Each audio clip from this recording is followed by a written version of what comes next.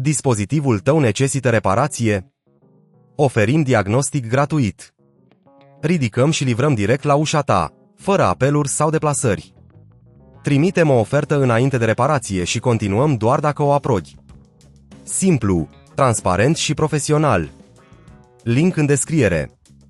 Pentru a începe, asigurați-vă că aveți la îndemână următoarele unelte: un șurubelniță Philips, un set de șuruburi, o cârpă din microfibră și spray de curățare. În primul rând, opriți controlerul și deconectați-le de la orice sursă de alimentare. Apoi, utilizați șurubelnița pentru a desface cele 4 șuruburi de pe spatele controlerului. Acestea sunt situate în colțurile superioare și inferioare. Odată ce ați deschis carcasa, veți observa că interiorul poate acumula praf și murdărie. Folosiți cârpa din microfibră ușor umedă pentru a curăța componentele interne. Asigurați-vă că nu folosiți lichide în exces și evitați contactul direct cu circuitele. Dacă considerați că acest lucru este prea complicat, amintește-ți că oferim diagnostic profesional fără obligații, astfel încât să puteți obține ajutorul necesar fără stres. După curățare, verificați dacă există componente deteriorate sau șuruburi lipsă. Înlocuiți orice piesă necesară. Odată ce ați terminat, reasamblați controlerul, având grijă să strângeți toate șuruburile corect. Este important să nu le strângeți prea tare, deoarece acest lucru poate cauza daune.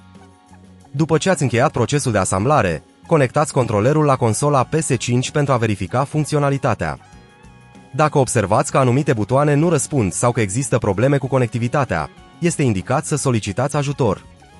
Nu uitați că oferim ridicare și livrare la domiciliu, astfel încât să nu fiți nevoiți să transportați controlerul personal. În cazul în care întâmpinați dificultăți sau aveți întrebări, nu uitați să contactați echipa noastră. Oferim ofertă înainte de reparație, ceea ce înseamnă că veți ști dinainte care sunt costurile implicate. Acest lucru vă va ajuta să luați o decizie informată fără a avea parte de surprize neplăcute. În concluzie, întreținerea controlerului PS5 negru este un proces simplu, dar necesită atenție la detalii. Asigurându-vă că dispozitivul este curat și funcțional, veți avea o experiență de joc mai plăcută. Nu uitați că suntem aici pentru a vă ajuta cu orice problemă întâmpinată. Dispozitivul tău necesită reparație? Oferim diagnostic gratuit. Ridicăm și livrăm direct la ușa ta, fără apeluri sau deplasări. Trimitem o ofertă înainte de reparație și continuăm doar dacă o aprobi. Simplu, transparent și profesional. Link în descriere.